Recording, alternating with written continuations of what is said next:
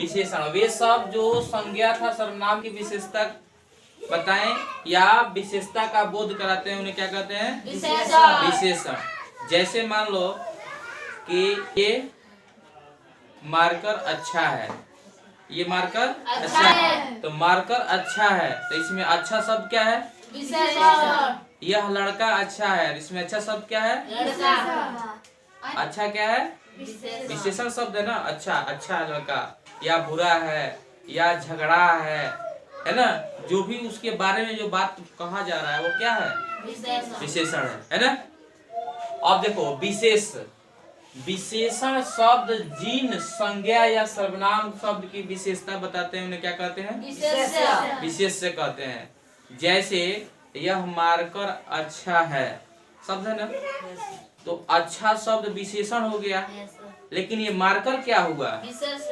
Marker हो जाएगा विशेष्य, यानी कि जिसके बारे में कुछ कहा जा रहा हो वो क्या हो जाएगा? विशेष।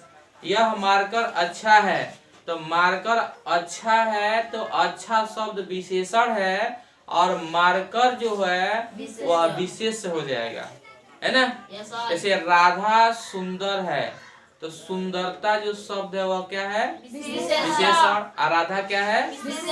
विशेष। राधा क्या हो जाएगी? विशेष से हो जाएगी। आया समझ में? अब यहाँ पे हम बात करेंगे विशेषण के भेद। तो विशेषण के 4 भेद हैं। कितने भेद हैं? 4। पहला है गुणवाचक, दूसरा परिमाणवाचक, तीसरा संख्यावाचक और चौथा सर्वनामिक। चौथा क्या है? सार्वनामिक, है ना। एक बात हम लोग को समझना है कि हम बचपन से व्याकरण पढ़ते आ रहे हैं, है ना। यानी कि 1 क्लास से पढ़ते आ रहे हैं 7, 8, 9, 10 तक, लेकिन ये क्लियर नहीं हो पाता है ना कि कौन सा जैसे कि विशेषण का भेद क्या है, सर्वनाम के भेद क्या है, ऐसे कंफ्यूज हो जाता है। कभी कभी क्या होता है बच्चे के सर्वनाम के भेद में विशेषण के भेद बोल देते हैं और विशेषण के भेद में सर्वनाम के भेद बोलते हैं। तो इसके लिए मैं एक ट्रिक लाया हूँ, है ना। उस ट्रिक पर हम लोग आज ऐसे याद करेंगे कि जो है पूरे लाइफ टाइम के लिए जो है याद हो जाएगा। इस ट्रिक बनाया और ये है ट्रिक इसका ऐसे, गुप संसा। गुप संसा अगर ट्रिक याद रहे तो हम जो है क्या करेंगे, विशेषण के 4 भेद हमेशा के लिए याद हो जाएगा। विशेषण शब्द से ही इसको जोड़ लेंगे कि विशेषण का भेद जो होता है गुप संसा जैसे ट्रिक होता है। गु से गुणवाचक, प से सन से सा से सार्वनामिक, है ना, सार्वनामिक। तो इस ट्रिक को हम लोग क्या करेंगे, याद रखेंगे। गुप संसा, गुप संसा। अगर ये याद रहे तो हमें विशेषण का भेद क्या रहेगा, याद रहेगा। गुप संसा, है ना, गुप संसा। ये समझ में आ गया? ट्रिक याद रहेगा। गुप संसा।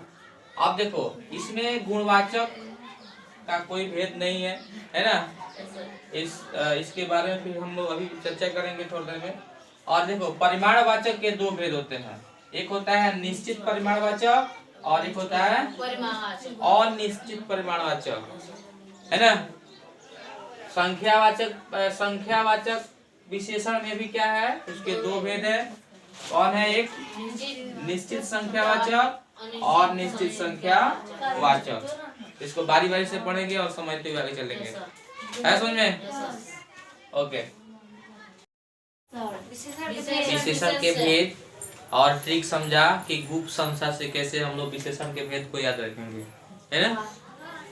तो अब हम लोग बारी बारी से एक एक करके जो है सभी उसके भेदों को समझेंगे और पढ़ेंगे आगे वास्तव में ये क्या होता है ना।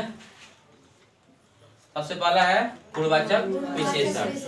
1 मिनट, मैं आप लोगों से भी कुछ कहना चाहूँगा जो भी मेरे वीडियो देख रहे हैं। आप लोग अगर चैनल पर नए हैं तो मेरे चैनल को सब्सक्राइब कीजिए और मुझे भी सपोर्ट कीजिए। मेरा जो प्रयास है कैसा लग रहा है, बच्चों को मैं पढ़ा रहा हूँ तो क्या कमियां हैं हमें उसे भी कमेंट कीजिए, और कैसा होना चाहिए ये भी बताइए हमें, क्योंकि मैं नया हूँ और जो है ये सब बच्चों के कहने पर शुरू किया हूँ। सभी जो साधन है वो बच्चे खरीद कर दिए हैं हमें। ये ट्राइपॉड भी बच्चों का ही है जो लगा करके स्टैंड में वीडियो बना रहा हूँ, और केवल मोबाइल ही मेरा है बस, है ना। तो आप लोगों को अगर वीडियो अच्छा लग रहा हो तो लाइक कीजिए, इसे शेयर कीजिए। यदि कोई बच्चा देख रहा है तो अपने दोस्तों के साथ शेयर करें, और यदि कोई पेरेंट्स देख रहे हैं तो इस वीडियो को अच्छे से देखें। और आपके बच्चे कहीं ना कहीं पढ़ रहे होंगे, आप अपने बच्चों से भी वहीं से कहीं विदेश है, बाहर इंडिया में कहीं है, तो वहीं से आप अपने बच्चों से भी सब प्रश्नों को पूछा कीजिएगा, ताकि आपको भी अंदाजा लग जाएगा कि हाँ मेरा बच्चा कितना पढ़ रहा है, कहाँ पढ़ रहा है और कैसे पढ़ रहा है। तो इसके साथ ही मैं फिर से पढ़ाना शुरू करता हूँ। देखो बच्चों ध्यान से, गुणवाचक विशेषण। तो गुणवाचक विशेषण में हमें क्या सीखना है कि वे विशेषण शब्द जो संज्ञा अथवा सर्वनाम के गुण, दोष, रंग, रूप, भाव, अवस्था, दशा आदि का बोध कराते हैं, उसे हम गुणवाचक विशेषण करते हैं। एक गुण का मतलब ये नहीं कि अच्छाई केवल उसे बताया जाए, उसमें बुराई भी हो सकता है ना।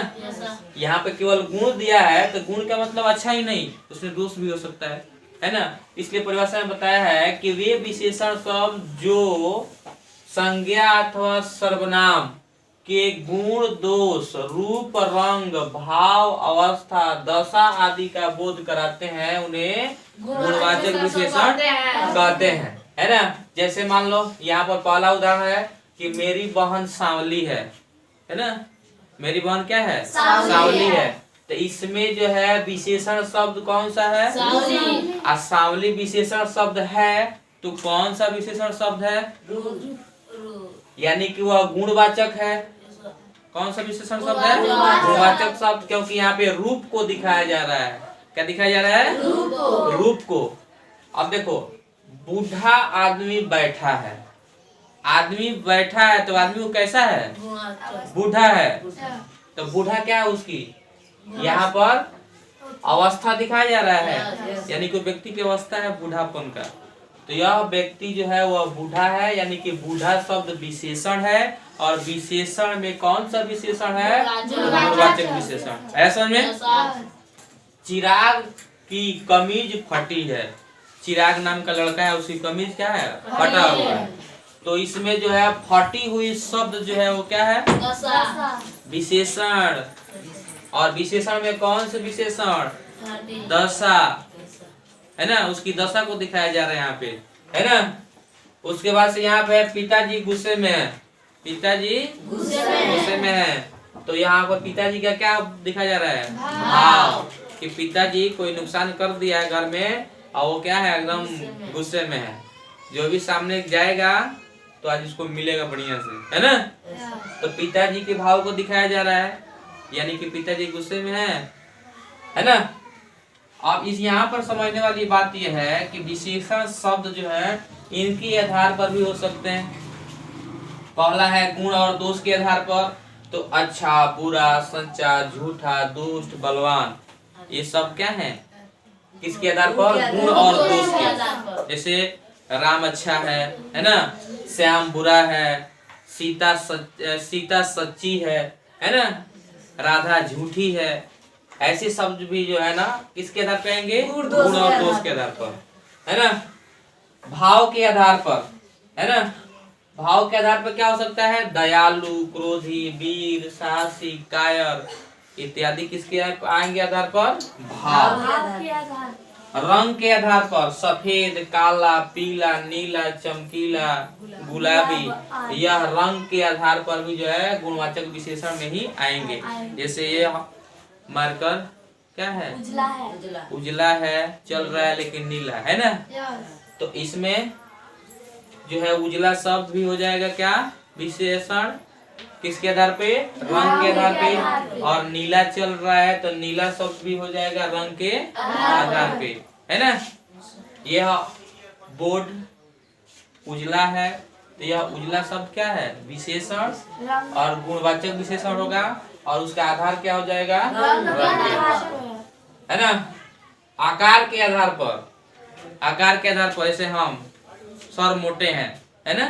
तब मोटा क्या हमारे आकार के आधार पर है ना विशेषता, है ना।